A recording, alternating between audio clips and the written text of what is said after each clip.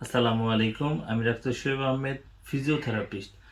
আজকে আমরা কথা বলবো গোড়ালি ব্যথা নিয়ে। আমাদের দৈনন্দিন জীবনে এই গোড়ালি ব্যথায় পড়েননি এরকম লোক খুবই রেয়ার বা খুব কম পাওয়া যায়। বয়সের সাথে সাথে আমরা এরকম সমস্যায় পড়েই থাকি।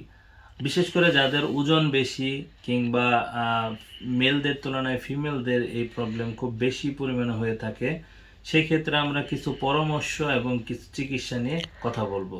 গোড়ালি ব্যথা হলে সাধারণত আমাদের পায়ের পেছনের দিকে যে মাসেলটি থাকে তার নাম হলো কাফ মাসেল। এটি দুটি মাসেল নিয়ে সাধারণত গঠিত, সোলিয়াস এবং গ্যাস্ট্রোকনোমিয়াস। এই মাসেল দুটি মাসেল মিলে একটি টেন্ডন গঠিত হয়েছে আমাদের এরকম গোড়ালির দিকে। আমরা যদি দেখাতে চাই এরকম পায়ের দিকে ঠিক এই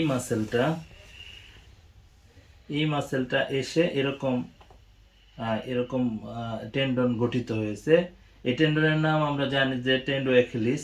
এই টেন্ডন যখন ইনফ্লামেশন হয় এই ইনফ্লামেশনের কারণে আমরা জানি সাধারণত এই মাসেল যখন দিনের পর দিন ইনফ্লামেশনের কারণে অসুস্থ অবস্থায় থাকে, অর্থাৎ এই মাসেল যখন ইনফ্লামেশন হয় এই টেন্ডন, সেই ক্ষেত্রে মাসেল স্পাজমিক অবস্থাতে হয়ে যায়, শক্ত অবস্থায় হয়ে যায় কিংবা ইনজোর্ড অবস্থায় থাকে। সেই ক্ষেত্রে যখন এটার ইলাস্টিসিটি ফ্লেক্সিবিলিটি কমে যায়, সেই ক্ষেত্রে এর মুভমেন্ট তখন ব্যাহত হয়।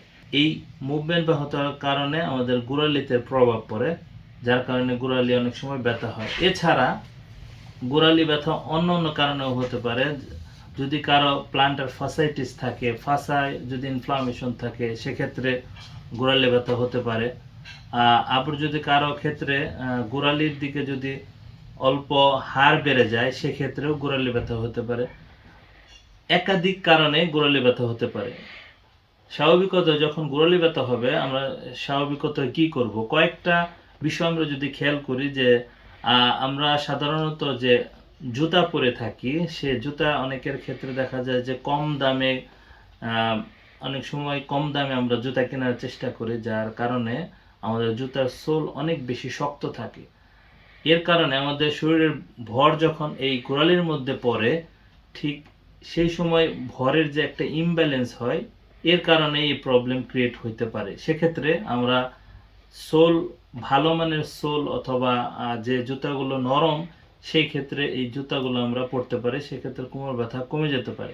আর যদি আমাদের এরকম ইনফ্লামেশন হয় এই মাসেলের, সেক্ষেত্রে আমরা নিয়ম করে দিনে 2 থেকে 3 বার 5 থেকে 7 মিনিট পানির মধ্যে বরফ রেখে সেই বরফের মধ্যে আমাদের গোড়ালি ভিজিয়ে রাখতে পারি। সেক্ষেত্রে আমরা জানি যে একটা ঠান্ডা পরিবেশে একটা নির্দিষ্ট টেম্পারেচারের মধ্যে আমাদের মাসেল টেন্ডনের ইনফ্লামেশন কমে যেতে পারে বা কমবে।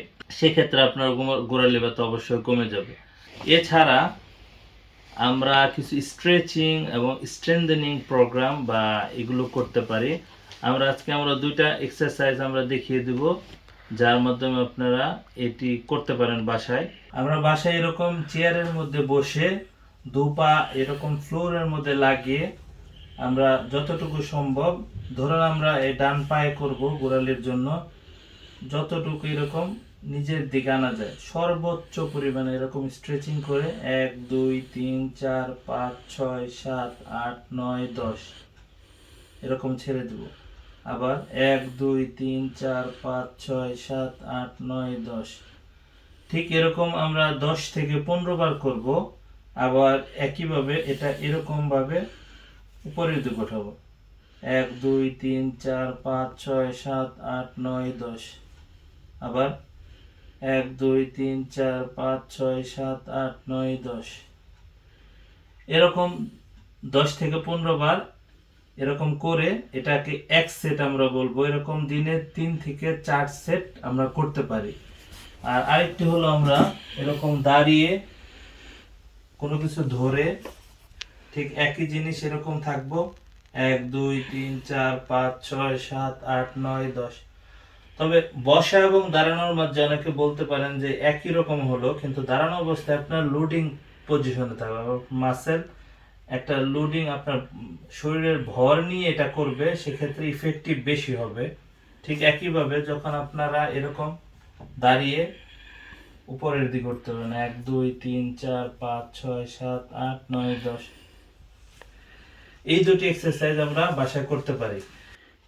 আশা করি আমাদের এই ভিডিওর মাধ্যমে আপনারা গোড়ালি ব্যথা সম্পর্কে জানতে পেরেছেন এবং গোড়ালি ব্যথায় কিছু অ্যাডভাইস আপনারা ফলো করতে পারেন। সেই সাথে আমরা দুটি এক্সারসাইজ দেখালাম, এই দুটি এক্সারসাইজ আপনারা করতে পারেন বাসায় বসে।